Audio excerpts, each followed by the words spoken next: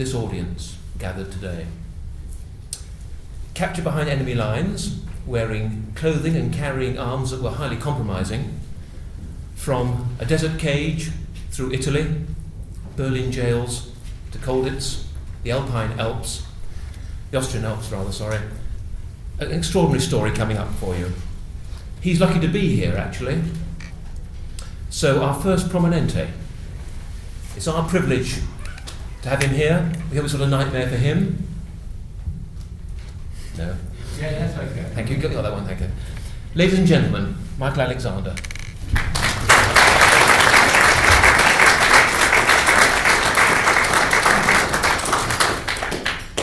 Greetings. I too will sit down, if you don't mind. Be near the microphone. And I can't stand up for very long. Not many people here, I don't think, know what a prominente is all about. I think there are only a few coded men here who will know. And certainly they don't really know what happened and how we all collect it up and so on. I propose to tell you. My personal experience will predominate because it's easier to recall and cook up a lecture based on facts I don't really know the answer to. So, and I haven't done any deep research, especially on the German aspect of this whole production of inventing the prominente. I think first of all, I'll read you from the book I did with Giles Romilly after the war, which more or less establishes roughly what a prominente, which is a funny word, means. So if you don't mind, I'll save myself explaining. I'll read what was written in this book. In Colditz, the German word prominent, a grotesque word meaning more or less what its sound suggests, was first applied to Giles Romilly and Michael Alexander. It conveyed, as a distinction, not that we were considered individually especially dangerous, in that one was a franc-tireur and murderer waiting for martial, that's me, and the other a possible spy who would also escape, that's Giles. But that we were prominent on account of personal connections. Respect, rather than retribution, appeared to be its bias. But it entailed a more stringent supervision. We were held segregated in a small room instead of living in the communal quarters. We were locked in every night with a private guard, patrolling outside a door fitted with a spy hole, and were restricted to the narrow interior yard for exercise. Respectful or otherwise, these precautions from the start seemed ominous to their beneficiaries. Now that puts the picture in very broad terms. The particular aspect of the prominente story, I think, involves the individuals concerned.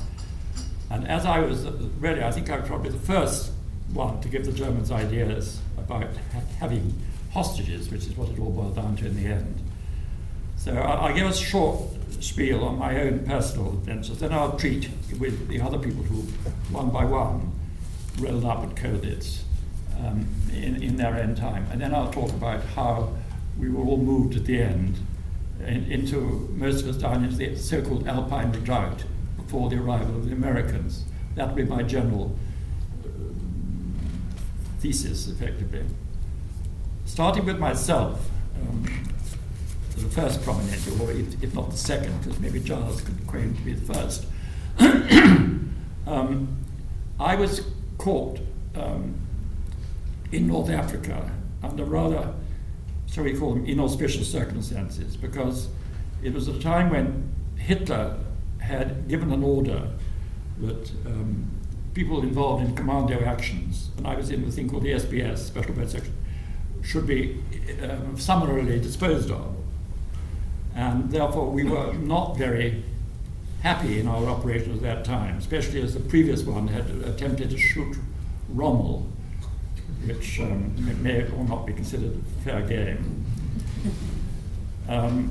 Anyway, there I was with my troop of SBS people from setting out in Alexandria in an MTB, doing a landing, hopefully in the right place to strike south about 3 miles to blow up an ammunition dump, which we'd seen marked on maps.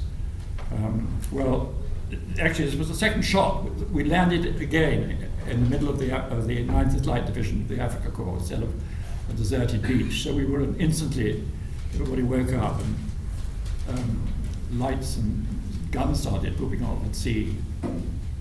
So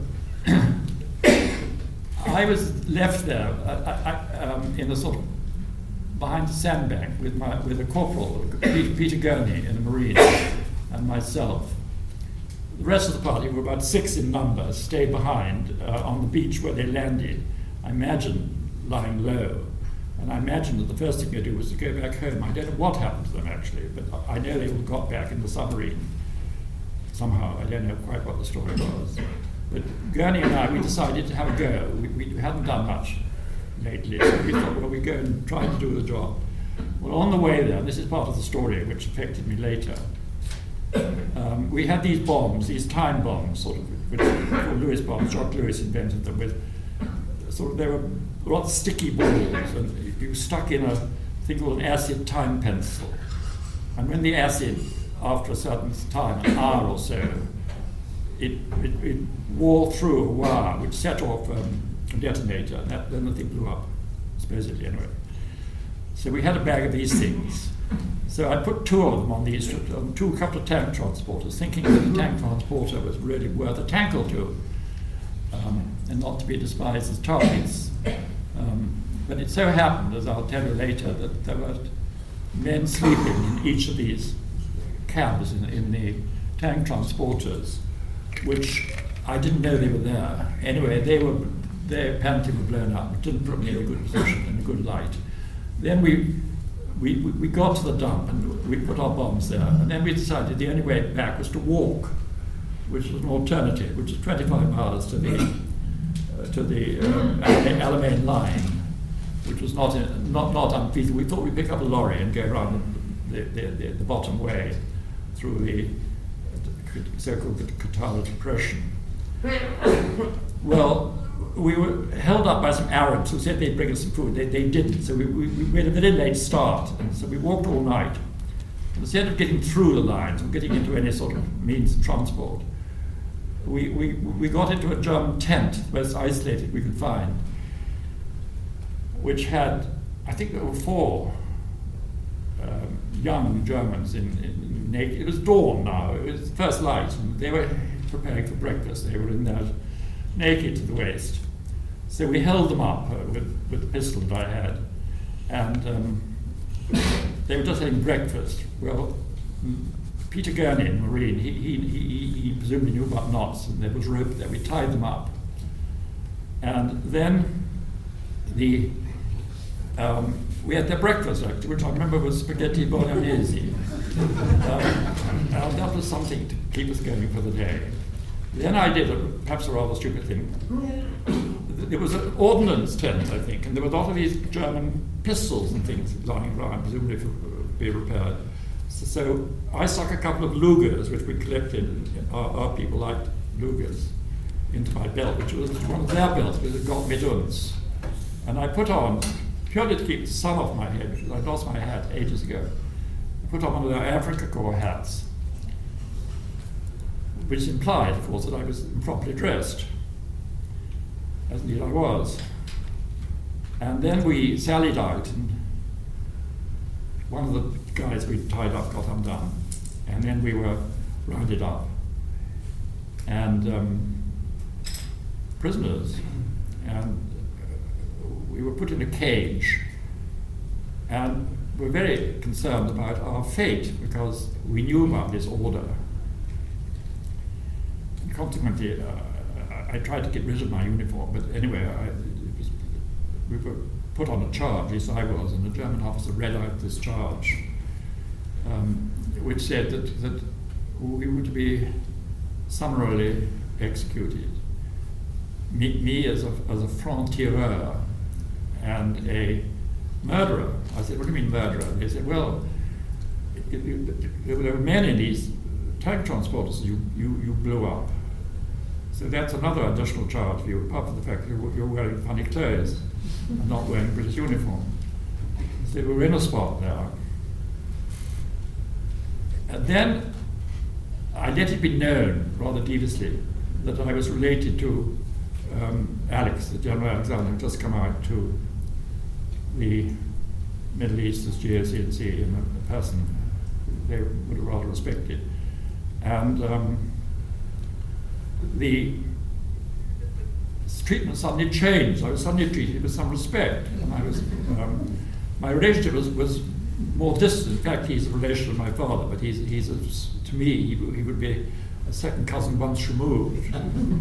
But that was sufficient for them to treat me with more respect. And in fact, I was visited by Rommel and Westphal, and I have a note here, a footnote in the book, which explains one of the reasons how I got let off the hook. At Nuremberg, apparently,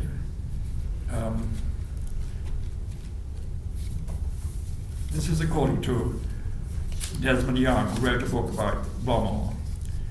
Now, in his footnote, he says, General Siegfried Westphal, Rommel's chief of staff, gave the following evidence at the Nuremberg tribunal.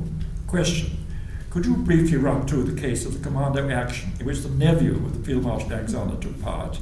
Answer: this is Westphal trying to get off the hook, giving him a brownie point, effectively. In the autumn of 1942, a close relation of General Alexander was taken prisoner behind the German lines. He was wearing an African Corps hat and was armed with a German pistol. He had thus put himself outside the rules of war. Marshal Rommel gave the order that he should be treated like any other prisoner. The Marshal thought, this very patriotic of him, that he did not realize the consequences of his conduct. Brigadier Young, in his book In Rommel, says that when someone suggested that I should be shot, Rommel said, "What? Shoot General Alexander's nephew? You damn fool. You want to make a present of another couple of divisions to the British Army?" Then I write, I find it hard to believe that Marshal Rommel could seriously have thought that the demise of the GOC's nephew could have a slight effect on the order of battle in the Middle East. I still think that his goodwill was dictated by his feeling for the solidarity of the military caste. But I think that's true, actually. In any case, I'm grateful, I said. So that gets me off the immediate book. But they decide that I'm to be tried in Germany by the protecting power present. So, to cut a long story short, we're shipped back to Germany. And Peter Gurney and I end up in a German jail, a real jail, called the Tegel, with sort of Sing Sing stuff, with stop and jumping over, all the usual formula of a proper prison, with lots of funny inhabitants like spies and other things like that. And I think some German soldiers were there too. So I then protested to the commandant, whoever it was at the camp, and I wrote a letter to the Red Cross and all that. And I got moved then to a place called the Wehrmacht Untersuchungsgefängnis, which was a prison, a rather different prison, attached to a court, which I saw with a picture of Goering above the dais. Black Camel probably knows the sort of room I mean. It was a sort of wooden thing. And this was where the people were put on trial. And that's where I thought that I would be eventually put on trial. The other people around there were German generals, I think, from the Ostfront. The man opposite me was a general. I had Haupt Ale on my name, and he had General Oberst. He was Oberst, actually. Oberst Prince von Zoo, somewhere or other. But these are the Germans there. And just me in solitary for about 3 months. Waiting for being tried, feeling I'd rather have it happen than hang around there doing nothing, no books, nothing. And just sitting there. But instead of being tried, they moved me by several stages to guess where?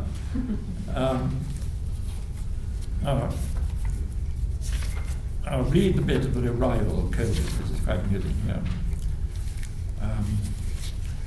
First of all, they sent me to Eichstätt, and I stayed there a couple of days and came back again. Then, I'll just try to cut this short. A week or two after Christmas, I was told to get ready for another move. As usual, nobody seemed to know where I was going, and neither was I able to form much of an idea from the route. I felt ill, and the long train journey passed in a daze. There were endless coniferous forests, snow lay thick on the ground. Then on arrival, a meeting on the platform by a group of soldiers and an officer, I walked through the snow-packed streets of a small town and the southern sight of a great castle perched high above. One of the escort, on account of my dragging steps, had obligingly shouldered my baggage. When the officer saw this, he shouted an order. The soldier hastily dropped everything in the snow. To me, he said angrily, "You think my men are coolies?" So shuffling along in no great style, over the bridge, up the hill, and through the gates, I entered the castle. I was led straight up into the cell, an outer courtyard, where this time I was feeling too ill to care, and they thanked me down on a little bed. I had no idea where I had come to, and began to envisage another long period of solitary confinement. Then I heard a voice say, "Who are you?" I told him. Now, I think I got this wrong, because Dominic Bruce denies this. The voice introduced itself as Dominic Bruce. He said, "I wasn't there. I wonder who it was." It wasn't you, person, was it? What was it? Well, it wasn't Dominic, anyway. Anyway, he was somebody. Next morning, I was led out through a great gate and passed into an inner courtyard. The sensation of enclosure was overpowering, a grey sky pressed onto tall walls like a roof. The whole yard was like a cell. A motley collection of people were shuffling around the cobbles like figures in Van Gogh's A Silent Drawing. I was marched across the yard and shown into a small room. But I was pleased to note that the door was not locked. By the barred window was a short, square fellow with a mop of greying hair. He was wearing an old brown dressing gown and was trying to swat a fly. The German guard said, "Herr Romilly, we have company for you." That brings me to Giles Romilly, who had his own story to tell, more exciting than mine. I'll give it to him brief, with possibly quotation. He was caught at Narvik when it was neutral at the time, and then the Germans came in, if you remember, in destroyers, and he got captured. And then it was found out that he was related to Winston, he was his nephew of Winston Churchill. And he got finally sent to an internee camp called the Wolfsburg, and he was, I don't know if anyone knows about that place, but it was full of civilians of various sorts who'd been picked up in Germany. So Giles was then working for the Daily Express. He was a civilian, and there he was stuck in his camp, not quite knowing what to do with himself. So he tried to escape, and he had a very good escape from there, which Colditz people might like to hear about, being in that field of operations. Effectively, he dressed up as a woman. And I think his description of it is rather amusing, actually. He got a friend to help him make some clothes, because they had a concert there, and women were going in and out as they were civilians. It wasn't quite so strict as anywhere else. And Giles decided to dress up as a woman. No. He had this plan. Everything worked as I had hoped. At the shop door, in the passage of the White Dog, not reckoned with yapped, feeling suddenly the sunlight gravel of the commandantore, I turned my head right up and did not cease agitating a tiny handkerchief until its cool shade intimated that I was in the vaulted tunnel leading to the main gate. I faced a vast blank door in whose wall-like front there was a small wicket door. I turned the handle, the wicket opened outwards and revealed the sentry. I hesitated. Giles is now dressed up as a woman, you can imagine. The sentry sprang forward, opened a wicket gate, and stood back holding it open. I was on the drawbridge. The morning was golden. The air was heavenly. The warm stone parapet wanted to be leaned on. The basket moat begged for a lingering look. Now, there he goes. Now I stepped confidently. Another bed. Whistles. My heart seemed to stop. Ahead, almost blocking the track, stood uniformed men. I drew level. They stood watching, waiting, unmistakably waiting to detain me. I was in the thick of them, as in among a herd of cattle, when they, just like cattle, barged reluctantly outwards, roused the voices, and aimed whistles hit my moving back. Suddenly I understood those whistles, they were wolf whistles. Those uniformed men, loutish looked by the youths looking for a pickup, and very likely knowing that on Thursdays women had to walk down the hill. Women, in the joy of freedom, I had utterly forgotten my revised exterior. Young, respectable, married woman, what a test, what a triumph. Not the kind that she would care for. She would be feeling indignant now, at least looking it. I looked indignant. Indignant, I tripped through Weisberg, rich hub of rich plain. I was looking for a bicycle. I meant to bicycle north to a Baltic port and get aboard a Swedish ship. I had no German money. The speed of cycling might just cover my small stock of food. Now, he was just about to cross the handlebars of the bicycle when a woman, no light saying, appeared out the door. Then he came out of Weissenberg. He goes on. Then, a man on the road, 190 yards further, was scanning the country with field glass. He turned towards me. Then he seemed to go away. I knew somehow that he had not gone away. All the same, I was startled when a voice at point-blank range shouted, "Heil Hitler!" There he was, jacked out from behind a trunk, a uniformed Teuton with blue, aggressive eyes. "Heil Hitler!" I answered Heil. The Heil was a young married woman. The Hitler, unfortunately, was not. It was the basso croak. I walked past. "Wo gehen Sie hin?" My answer during silence and my departure, with now torturing steps, were meant to suggest an unapproachable dignity. I heard him pounding up. I had known that I would, and there again he stood. "Papiere," I said, that they were in the bottom of my bag. Blue eyes bored. "Sie sind keine Frau." "Doch," I protested. With a spring, he ripped back the car, reducing me to a hybrid state. I felt defeated. A moment later, I was in a lorry traveling 20 kilometers back to Weisberg with no feeling except it was nice to sit down. Now, that was a good escape that nearly came off. Well, Giles then ended up, after various things, he's taken along in a car, squeezed by fat Germans. I had not the slightest idea where the car was going. They would be going still at night. I would swear, no matter what time it started. There were clanks. A voice said, "Wir haben hier ein ganzes Touristenhotel." We have here a real tourist hotel. And I saw a sprucely booted officer pick on the greenish artificial light with a charlatan face. It was night, and the cobbles were being walked up. The officer fiddled a key. And before, into a cell, switched on a charlatan smile. Hauptmann Prieb. Come here. Had he bowed? In the daylight, more couples were walked up.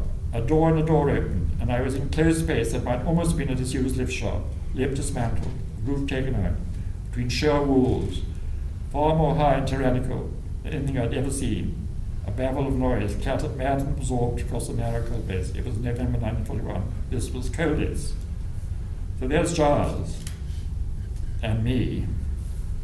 And I think I've taken you through my concentration camp bit in Berlin, because I was finally moved to Colditz. And there was Giles and I together in this little room, treated, as I said originally, under rather special supervision. And we vaguely knew that something was going to happen. It did occur to us that there was another person there at Colditz already.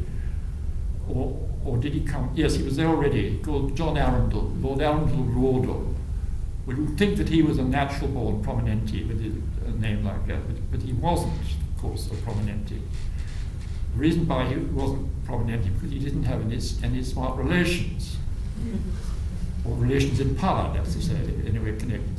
So we then knew vaguely what was going on. We knew even more when the next person arrived, who was in fact, it was Charlie Hopton, who'd come from Eichstätt, Lord Hopton, whose father was then Viceroy of India, Lord Linlithgow. So he was connected to somebody. So he was really the next person to arrive. He'd had quite a long war. I think he'd been caught. I think Charlie was caught in the early stages of the war with the Highland Division. A lot of Kurdish people have been wrapped up in, before Dieppe, the first Highland Division, and were prisoners, and some of them were at Colditz. So there's Charlie arriving. He had long had an idea that the hostage situation was inexisting, because he had certain demands of him when he was at Eichstätt, the former camp, when they'd asked him for information about his family and so on, and he got a sort of vague idea that something was up. And when he got to Colditz, we discussed it, or we knew that we were being held as a special group. The word prominent had not yet been used until he arrived. And then, oh yes, it's true that when they did the roll calls, they used to shout. We used to stay in bed while they did the roll call. We had a special room, which was very convenient. And they used to trot out in the early morning, coughing and spitting. And then the German officer used to say, 300 officers, und zwei Prominenti, he said, 2 Prominenti. That was Giles and me. And when Charlie came, it was drei Prominenti, 3 prominenti. So we knew we were pretty prominent at that stage. But we didn't quite know why, fully.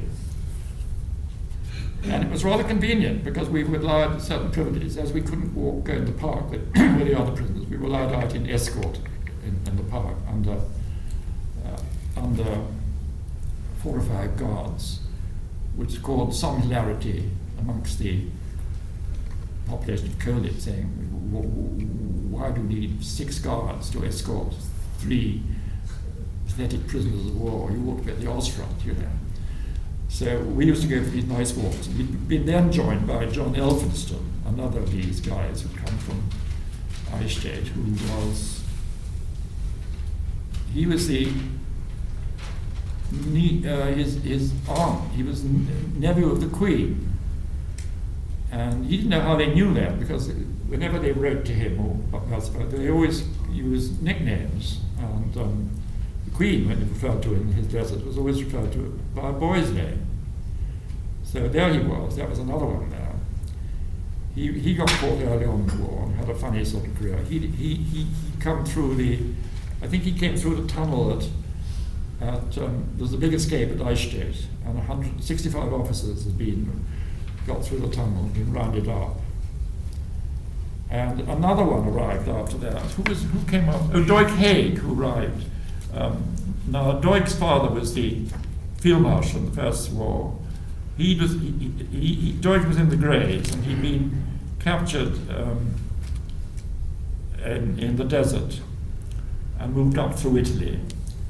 And finally, because they knew who he was, they thought he'd make a good hostage too. How the Germans got hold of all these hostages, because I should have been prisoner of the Italians, actually. But I wasn't. So entered Doig, who had quite a good, exciting war. Then the next person to arrive was George Lascelles, George Howard, as he became, who was the what was he? He was the son of Princess Royal, and who I think was the daughter of George V. Something like that. Anyway, here's a bit about Doig. Almost as soon as he arrived, he was put amongst us, doing his painting. He was a painter. There's some quite good stories about Doig, actually. Who I see quite often nowadays. He lives in Scotland on the borders, and he would have come here, but he said he was busy doing this Red Cross thing, which his father instituted. It'd be pretty nice, because he had separate adventures. It'd be rather nice if he could have told us about that. But you asked him, I think. Maybe not. Anyway, he couldn't come, because I suggested he should come. Did you ask him? Anyway, entered George. Here's a story about George. One afternoon, in conformity with orders received, Viscount Lascelles ascended to this room with personal baggage. And there entered George. For some time reason, there was nobody else in the room at the time, but suddenly this peace was broken by encroaching in masterful steps. And there in the door stood a German officer, Hartmann Kripke, to whom, after he had raised his gaze, the unpacking prominent said, "Guten Tag," and graciously bowed. Then, however, as mildly he bent over once more back, a furious voice said, "Warum grüßen Sie nicht? Why do you not greet?" Horribly startled, George Lascelles popped upright again and spotted the commandant, Colonel Pravitt, whom Kripke's front had screamed. All George could find to say was, "Ah!" Not being contemptuous, just being embarrassed. So now we've got the whole cast, I think, of so-called prominenti, except for one other chap who arrived after, called Max de Hamel, strange man, who was putedly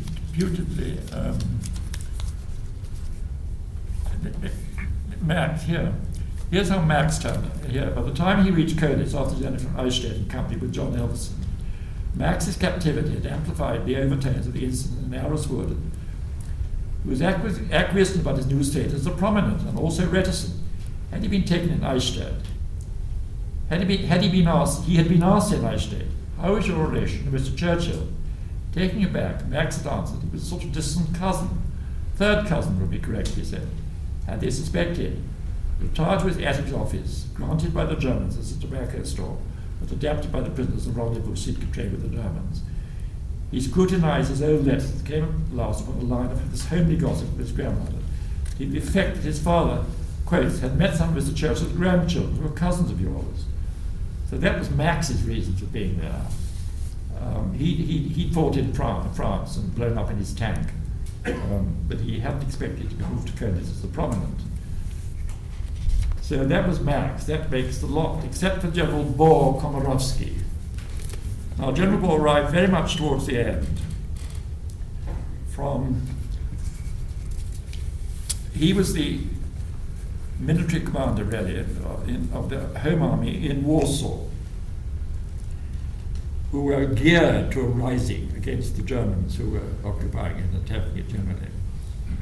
And General Bohr, Komorowski, had called for help from the Russians, who were sitting, the whole Russian divisions there across the Vistula, to help him in this dire battle with the Germans after their rising.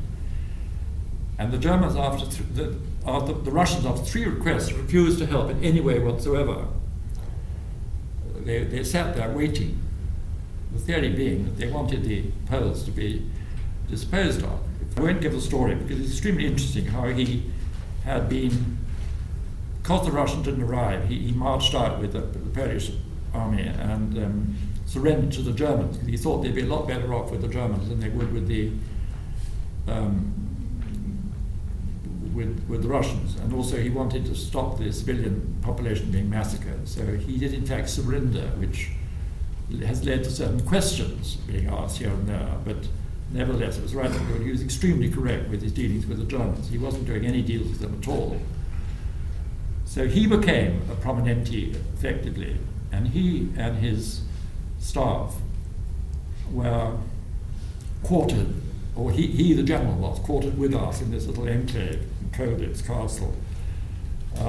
Then came the rumors of the Americans getting rather near, and the excitement surrounding the prominentes rather grew, because nobody knew whether they were going to be removed or whether or not there was going to be action taken against them by there was a troop of SS men in the town, and though the commandant, Colonel Pravit, and the security officer, they were all, as it were, on our side, and certainly didn't want to be associated in the last minute of the war with getting us into any sort of trouble, which would have got them into serious trouble too with the Americans or whoever was arriving. They did their best to keep us advised about what was going on, until such time as there were various discussions with the commandants and the witnesses about what to do with us. Should we? This is rather interesting letter, actually, which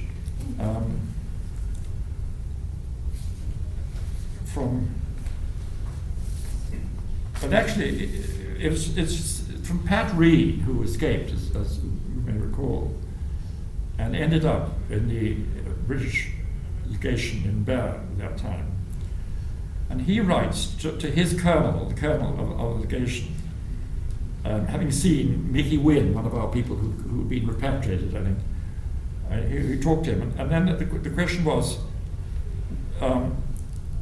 he knew about the POW, the prominente situation. So Pat Reed suggests this: as for freeing them, I have only one suggestion, and that for Colditz, as I know it. Now, blow the garrison courtyard and the guardhouse to bits by very low accurate bombing, drop arms in the inner courtyard, and give the officers a chance for their lives. I know they will react. Simply warn them to be ready. Saying the above may happen at any time. They will do the rest.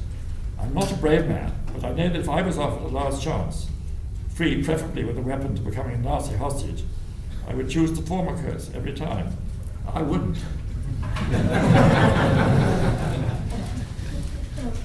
Anyway, he said, this is written in a terrible hurry. It's a stupid idea.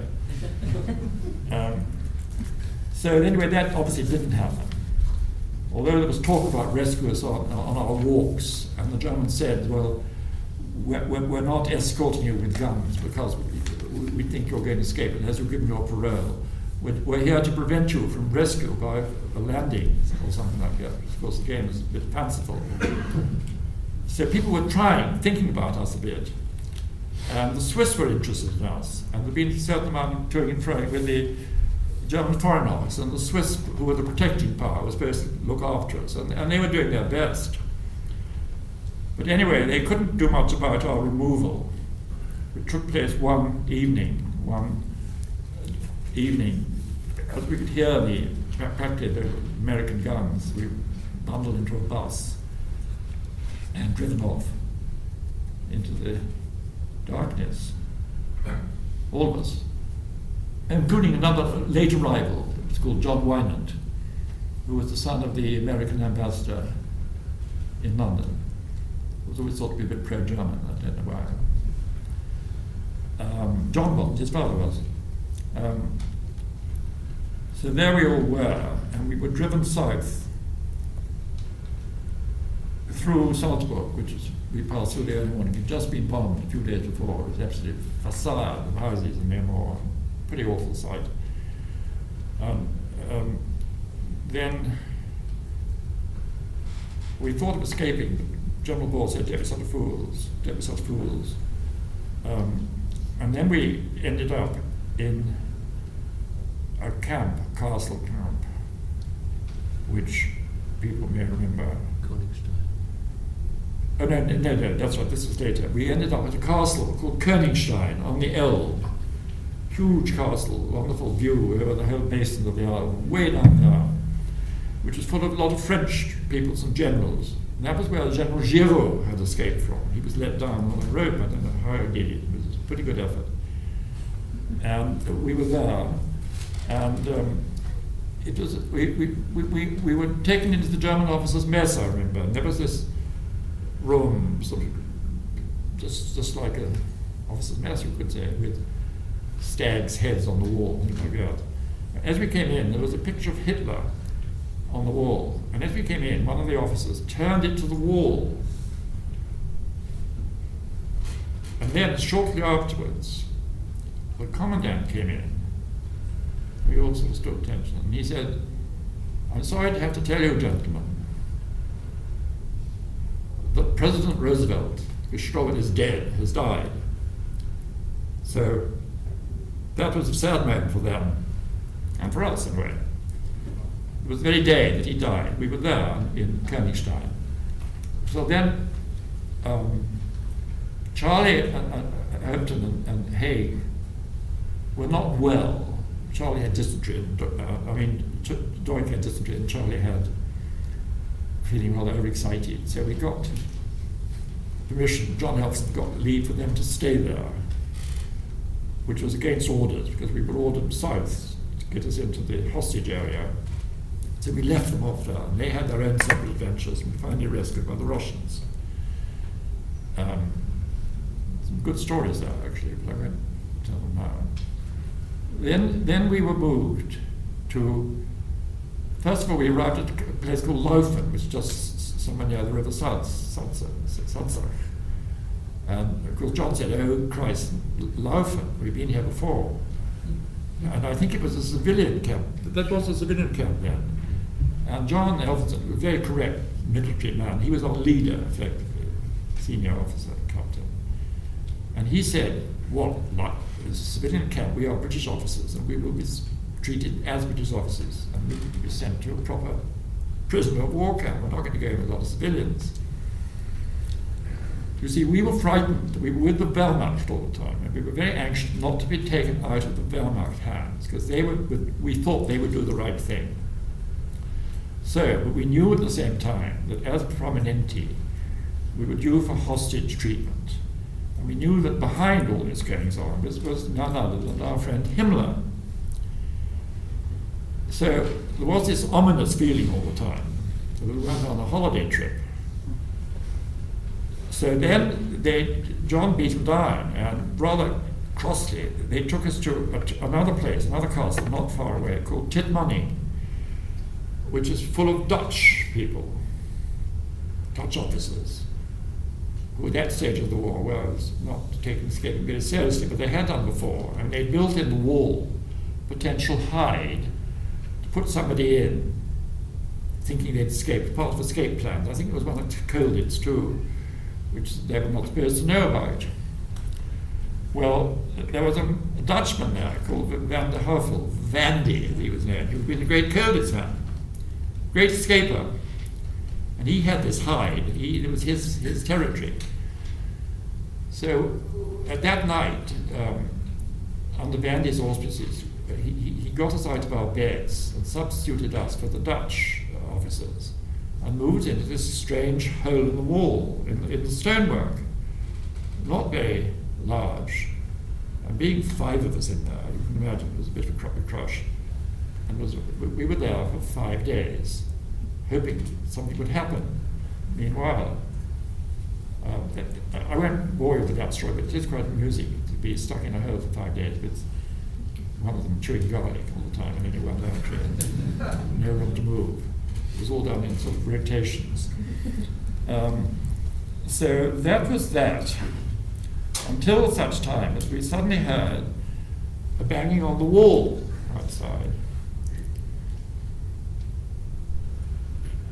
And more banging and more hacking away.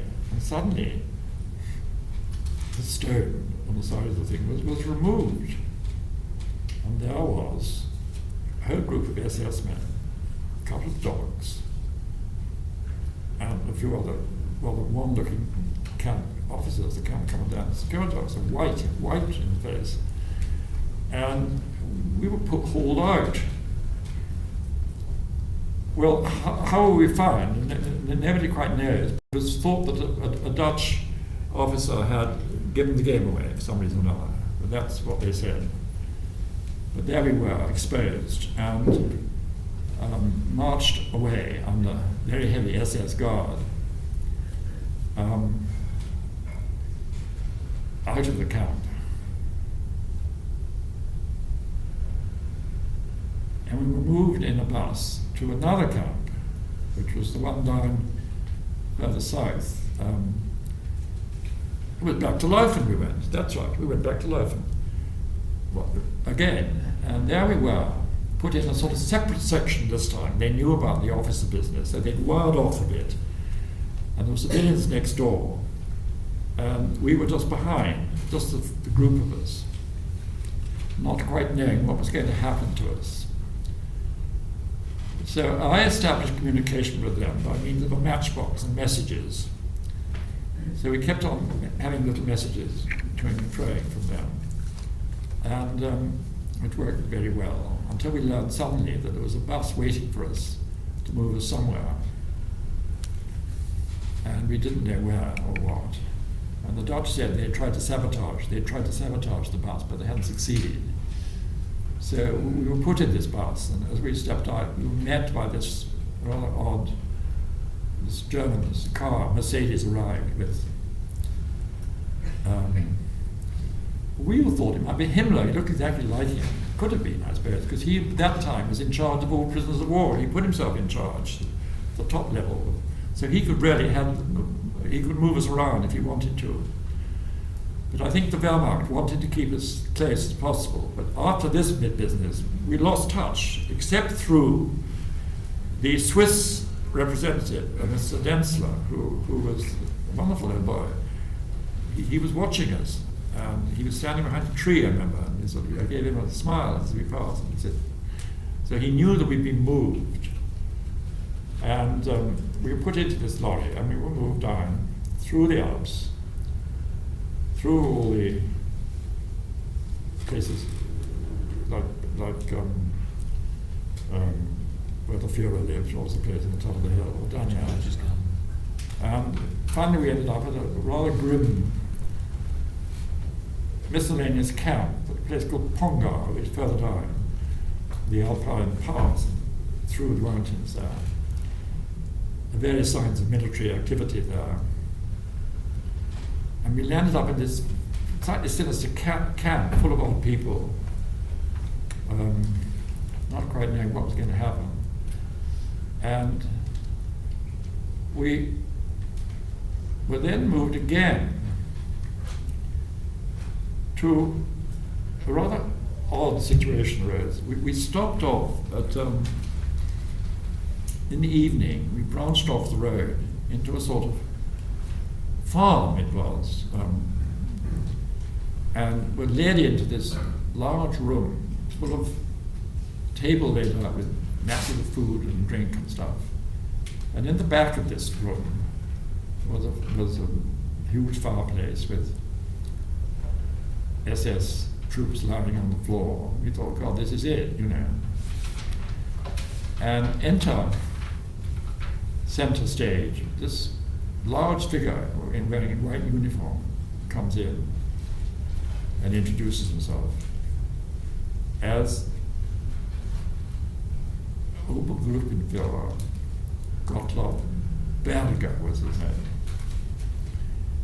And he said that he had been put in charge of all prisoner of war affairs, and he was really our fate was in his hands, effectively.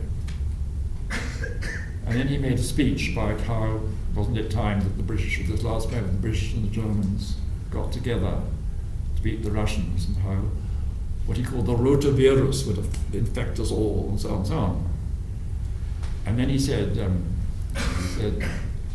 remember his words, he said, your Mr. Churchill says that all our SS men are murderers, he said.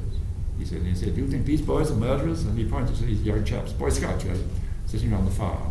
And then he made a long speech, and then he gave John Elphinson, our leader, this amazing pistol, 45. I'll show you a picture of it on the cover of the book. Covered in Nazi things, big thing like this, and he gave it to as a present. It had his name on it, which the Fuhrer had given him. He gave us each a very large cigar, so he was obviously being very friendly. And then he said, made a very odd speech. He said, I have just been to Berlin. I think he went up in the Fiesler Storch, these little aeroplanes they had. And he said, amongst other things, I asked the Fuhrer what I was to do with you lot. And the Fuhrer said, shoot the lot, he said. And then Berger, this is the story anyway, he said, well, on the way back, I went through Munich, and I extracted from the desk of the Gauleiter, who was Giesler, he was called, the order to remove you from the scene. And then he said, well, I'm afraid to say that the order has also got into the hands of another gentleman who takes his orders more seriously than perhaps I do, he said. His name is Kaltenbrunner, who was a die-hard Nazi, who was a Scarface. You know, we never met him, but we didn't like the sound of him. So Berger effectively said, well, I'm going to protect you from this man, which is very strange. And how he did it was, I got this slightly in the wrong order because we went to the last, this was before we went to which is the later camp, I comes out later. But Berger, at that meeting in the 19th, he gave us word that he would try to do his best for us. And he got the Swiss to do a deal with him. He talked to the Swiss. And the Swiss agreed, I think, that he would receive special treatment if he gave us special treatment. So he arranged for us to be moved towards the American lines in a Swiss car, a Buick, which arrived, with a very nice chap called Werner Buchmuller. And he managed to get over a lorry. So we all piled into this thing and went across the valley, across the pass, into the beginning of the valley of the River Inn. And we could see on either side the 88mm guns they were lining up. There wasn't much to defend except Berger's division there, SS division, which he commanded. He said I had been, he said to us then, he said formerly I was in the SD, the Sicherheitsdienst, which is a rather nasty unit of the SS. And he said I'd been in Prague with what's that chap in Prague they shot? Heydrich. Yes, with Heydrich, he said. But I said to Heydrich, who I didn't get on very well with, he said, I want to join the Waffen-SS. So this made him less of a liability. If he'd been in Nuremberg and got into serious trouble. As it was, they did this deal with the Swiss, and we passed through the Swiss line, through the German lines, into, you see the valley of the Inn opening up in front of you. And there were some American tanks coming up, the sort of advance guard. Americans were pushing on very hard. They pushed on much further than they should have done, I think. And there they were, so we said, look out. And we passed through the lines into Innsbruck, which was a total change of environment. Medic headquarters, everybody walking around looking like out of space really to us, and lots of food and things and fun. And there we were, where we met up with some other so-called prominenti from France, the old president and people like that. And we were finally, after being given quite a nice time by the Americans, were shipped home by various means of transport. And that was about it. I think the story could well end now. When Giles got home, had the Harnish on it, he said he landed on the airport, and very kindly he said, would you like a boiled egg? And that was that, roughly. Afterwards, not many of the so-called prominenti left around to tell the story. Giles sadly killed himself in Los Angeles a few years ago. Charlie died. John Elferson's dead long ago. Doig Haig's alive. He'll be here today. John Wynant I visited in New York. He was a very slim, elegant young man when he arrived, aged about 21. When I saw him in New York, he was a fat stockbroker on Wall Street. What does that leave? Who? Died. Who has? Oh, Charlie Hopton died. No, John Wynant. Oh, John Wynant has just died. I didn't know that. Well, there you are. He died, probably over living. Max de Hamel, what happened to him? Who? Max de Hamel. Oh, de Hamel, he went to Canada. What happened to him of that, I don't know. Last I heard of him. And Bohr, Komorowski? General Bohr is dead, but his nephew, I think he is the ambassador here. And I sent him all the stuff we did about Bohr, which intrigued him. I'm going to the embassy thing in about a fortnight, actually, to a dinner.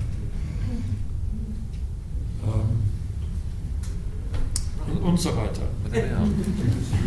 Well, I think we were hanging on every word there, actually, particularly towards the end with the burger incident, or incidents. That was fascinating. A most unusual story, and a privilege to be here and hear it. Thank you very much indeed.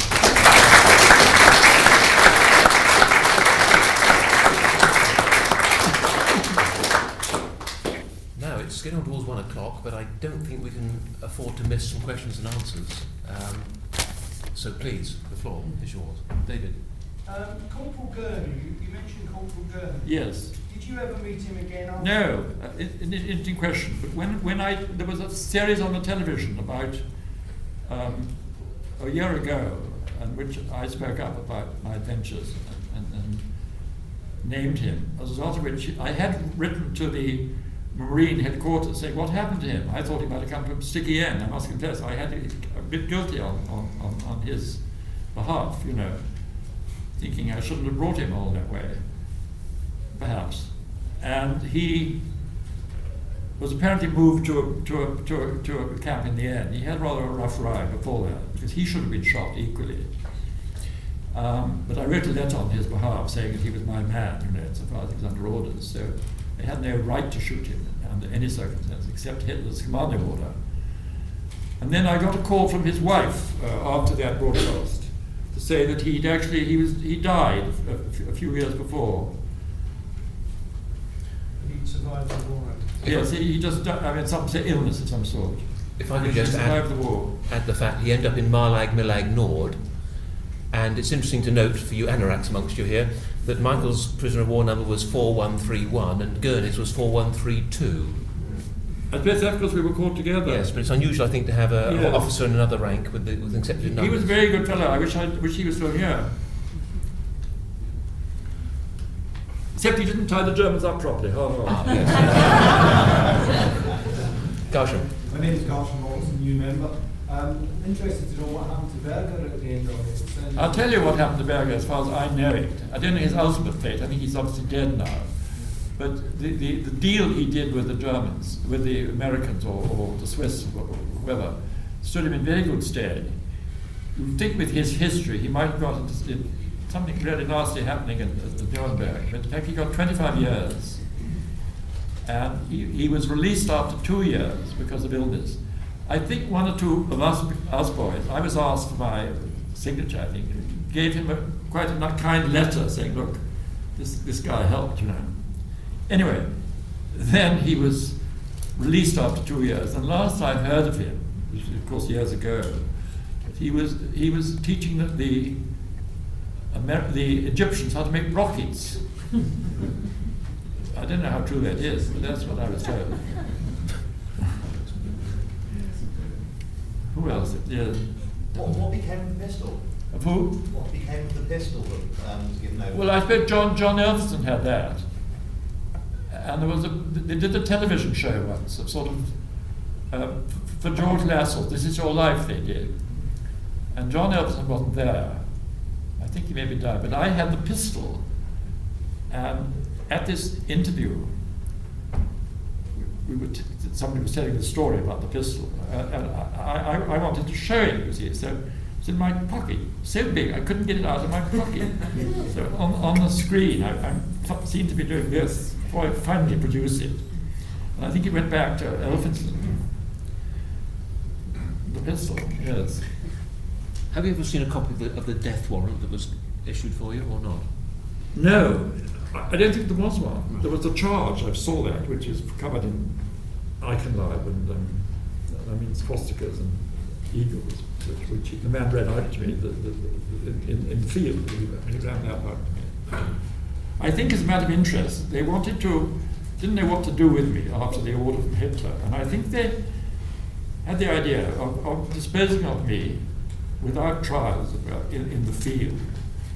And they took me in a Volkswagen to a small hut in the desert about a quarter mile away from the cage, so-called, we were in. And they left me sitting in this vehicle while the engine was ticking over, while the driver, who was a security man, went into the hut, shut the door behind him, and left me there with the engine running. Well, James Bond hadn't been invented then. I wasn't doing my James Bond then, because I was rather hungry, and I thought to myself, well, maybe why are they doing this? What they want me to do is jump in this thing and drive off, and then shot while trying to escape. So I didn't do that, but there was no other reason to take me there. Nothing happened.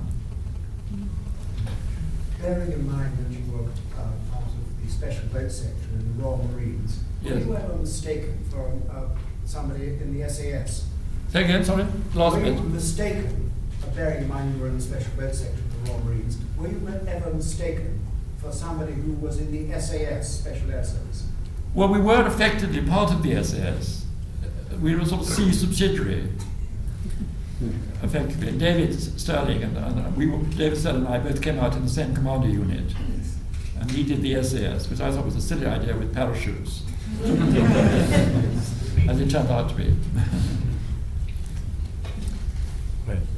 Sir, you made reference to meeting General Berger at the farmhouse. Yes. I seem to recollect reading somewhere that that evening took part with a rather riotous dinner over the top, if you like, well, vis-a-vis the SS, with lots of food, wine, and also gifts of silver. I think St. Paul's got a bit drunk, actually. But I wasn't certain how much truth it is, or whether this was alliteration. There was a splendid feast, all the sort of things, smoked meats and bottles of goodness knows what else, looted from France, I suppose. And it was very special scene. To us, it was amazing. You told us that with the arrival in Colditz of Charles Hopson and John Arundel, that you realised that you were going to be held as hostages. Did you ever confront the Germans with that at the time? What in Colditz? When they arrived and you realised you'd been held as hostages? Yes, we didn't directly do that, but it was certainly done through the senior British officer there. And it was thought, especially at the end, where they made quite strong representations to the commandant. Look, don't move these boys, or you'll be in trouble. Nach dem Krieg, as it were. So that there were various other efforts to. The Germans were rather anxious to do the right thing, actually. Then, you know, and they were rather kind.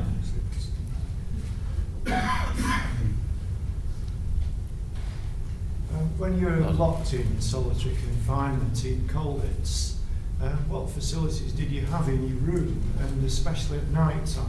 I think Giles and I in our little room, where we had a blue porcelain stove, which we could sometimes heat up. We weren't called out on morning appels, which was a great advantage. We could hear the wretched chaps outside there at 7 in the morning, whatever time it was, sort of spitting and coughing and being called to attention, while we lay there smoking. I think we were vaguely unpopular because of the treatment we were receiving. I think. You went back in 1957 to Colditz, and there's a copy of the Daily Mail after. That's right, the Daily Mail, yes. Yeah. Yes. Could you give us a couple of minutes on that? Yes, yes, I got. Forgotten how we went there. Anyway, we went there. We looked around. We saw the museum. Here, Colditz then was very styling, actually. We went and saw the doctor. It was a lunatic asylum. We went and saw the doctors there, who had styling on the wall. They were very, very, didn't seem to like the idea of us being there at all. You hadn't told them you were going to arrive there, you just arrived on spec. Yes, just arrived. Yes. And then we got on to somebody else. And the mayor, that's right, we saw the mayor. In his Stalin-studied parlour, he showed me a letter from Pat Reed, who successfully escaped from the castle, and also wrote the Colditz story, which the film afraid. Reed had asked for material to illustrate his book and lectures, but the correspondence had come to an end, said the mayor, because there had been no reply to his request for pictures in return. That's not very kind, Pat Reed. They would have been put in the museum, he explained. That is a place you shall certainly see before you leave the town. The museum was well worth a visit. It contained a remarkable display of periodical equipment found and confiscated by the Germans over the years. The walls were lined with photographs of forgotten friends. Beautifully labelled and displayed were innumerable ingenious objects constructed from scrap by the prisoners of typewriters, sewing machines, cameras, lathes, molds, rifles, compasses, badges, uniforms, money, passports, rope ladders, distilling apparatus. There were also parts of the two-man glider. As we left the museum, the concierge asked to sign the visitors book. We were, he told us, the first visitors from the West. So back to the car, a polite East German urchin had scrawled, "Schöne Wagen," along our dusty bonnet, which actually was a Bentley. Lovely car, schöne Wagen. An old Bentley. No, that's that. Oh, nice to see that picture. Can I get a copy of that made sometime? Yes, certainly. Joe? You were in the SBS. Were you given any resistance to interrogation training before you sort of went off? We were not, they were very vague. We weren't even given proper orders. We called up the last, you know, the idea was that we should stay under 8 of us, actually. I wasn't in command, actually. It was somebody else who was senior to me as a captain. And we were told to do this job, which was to blow up an ammunition dump. But as we landed in the middle of the Africa Corps, 9th Light Rear Headquarters, and everything woke up, I dived in with Gurney into a sort of sandbank. The others, I assume, were going to go back to the boat while the going was good. But I thought, well, no, come on, we'll have a go. They don't know, they haven't seen us, maybe it'll quieten down and we can go and do our little job.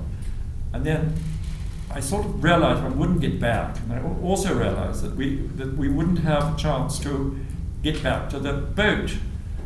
So it was an alternative to us to walk back. We were given that alternative. You can't get back. It's only 25 miles. You'll probably pick up a vehicle. That was not so easy as they thought, but we tried it. I was quite keen to get back, actually. Can I ask another one? You mentioned in your book there were 5 people from Stowe School in Colditz. I don't think I do mention that. I think I only learned it this morning, somebody told me. Well, I know Jack Best was. Who I didn't know Jack Best was Stowe. Dwight Haig was there with me. Oh, right. I don't even know the other ones. They didn't make themselves known to me, or me to them. Ah. I certainly have heard of 5. I can't name the Really? other 2. Yes. Well, that's very interesting. Yeah. Well, who were the other schools? Rugby was fairly well They had represented. 4. I think Winchester had some. most public schools were represented, actually, to be honest. I think. Yeah, well, they were, yes. Can I ask you a question about John Wynant? I've Yeah. read in 2 books that when the promenade were about to be removed from Colditz, he was going to be put in the radio hide. But there was a huge debate about it. That's right. And Foreman Duke said that the commandant had said that unless we produce Wynant, they're going to get the SS in here and there'll be mayhem. And in fact, he was dragged out and they'll join you. Is that true? So. Do you know about that? Were you aware of any of the goings on? Or Black, were you aware of any of the sort of background intrigues when we were taken away at all? Couldn't quite tell. Could you say? Were you aware of any of the goings on when we were removed from Colditz? There was talk about locking Wynant up in a room and hiding him there, and they said, "Well, don't do it, otherwise the SS will." You weren't on any of the committees involved in these things. No, I don't think you weren't either. No, anyway, I think you've got a point. They did that, but anyway, he came along with us. Were there 2 levels of prominente I heard in Colditz? Oh, by the way, one thing I haven't said, which I owe you all credit to do this, was the one person who didn't come off, apart from the 2 who remained in Koenigstein, was Giles. Giles did a brilliant escape from Koenigstein, organised by the Dutch. He went down on a rope with a Belgian, they were pretended to be Dutch bread oven repairers or something extraordinary, with false documents. And apparently the Dutchman was a brilliant liar, or was he a Belgian? He's a Belgian, brilliant liar. And Giles said, "How come you're such a good liar?" he said. And the Belgian replied, "Parce que j'ai pris la connaissance de beaucoup de femmes," he said. Anyway, he did a brilliant escape and he got back. He got back to Munich, he went to the American lines, and then he visited Auschwitz. He had an extraordinary career as a prisoner. I mean, Giles was the hero of the occasion, really. As I was saying, I don't know if anybody knows about the 2 levels of prominente they had in Colditz. There was a second level, which included Barda and I think probably Merritt and the Czech squadron lads who were under sentence of death, and 1 or 2 others. Is that correct? Does anybody verify that? Yes, that is right. Yes. A sort of second tier of prominente. Yes. Yes. Same I think. class prominente. Well, I think David Sterling was one of them, wasn't he? Wasn't Sterling in the group as well? I don't know. Sterling came to Colditz, yes. Yes. But he was there to the end. He got rescued at the end. Yes. David, sort of going on as a corollary to that, would Charlie Upham qualify to being that second tier, No. being a WPC? No, I don't think so. No, I think it was probably the rank that was more important than anything. And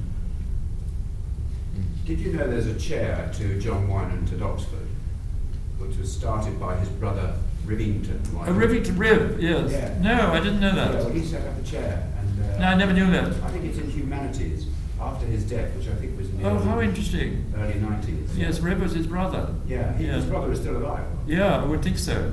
But John Wynant's dead, you say? Yes, he died, I think, in the early 90s. Because he would be about a bit younger than me. Yes. I think we forget how young some of these chaps were. I mean, George Harwood was about 21, wasn't he? Yes, you, I was you were 22. Extraordinary experiences for these young men, really. Yes. Any other questions? Yes. Prominente, were they allowed in the park for exercise? No, and we protested, and then they let us out in the country in walks in the surrounding countryside. How long was the exercise? It was an hour's walk. It was rather nice, and I remember Eggers, the security officer, saying, he said, "You would like the countryside so much around here, it's just like our English Cotswolds," he said. And Captain Eggers, "Our Cotswolds, you do that, we do this." But it was very pleasant, those little walks. Very nice. Was fraternisation absolutely verboten with the locals? No, we didn't. We didn't do that. No. There was no opportunity. With the guards, they became a bit slack after a bit, and they let us pick fruit, which was straight verboten. And I remember I used to grab thyme from the hedgerows there, which the French had bully beef, which they call singe, monkey, and I traded thyme.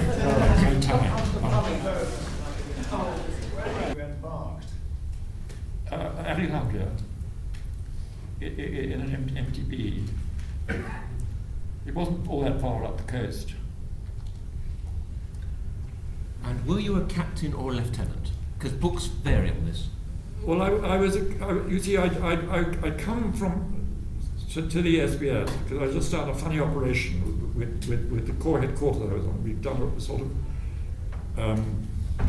a raid, not a raid, a recce in a jeep behind the lines, about 300 miles, which I got leave to do because I was their commander at the time. I said, "Come on, let's go where the German army is." So I went.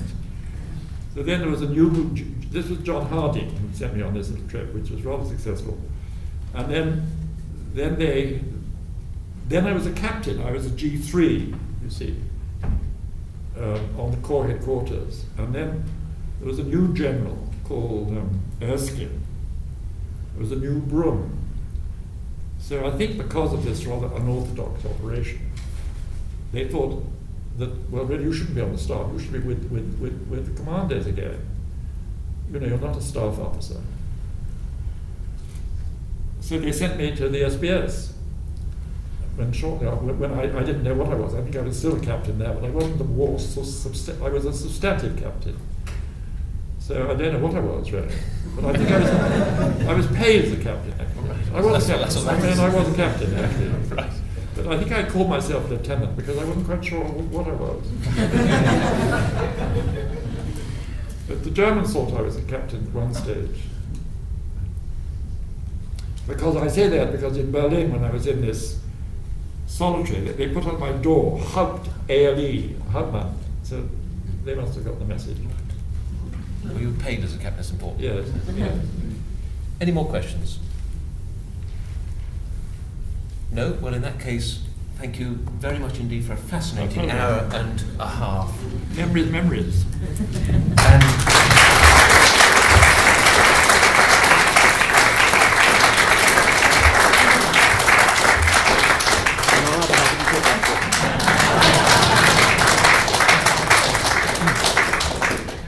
Let's have one. Don't be gone now, please.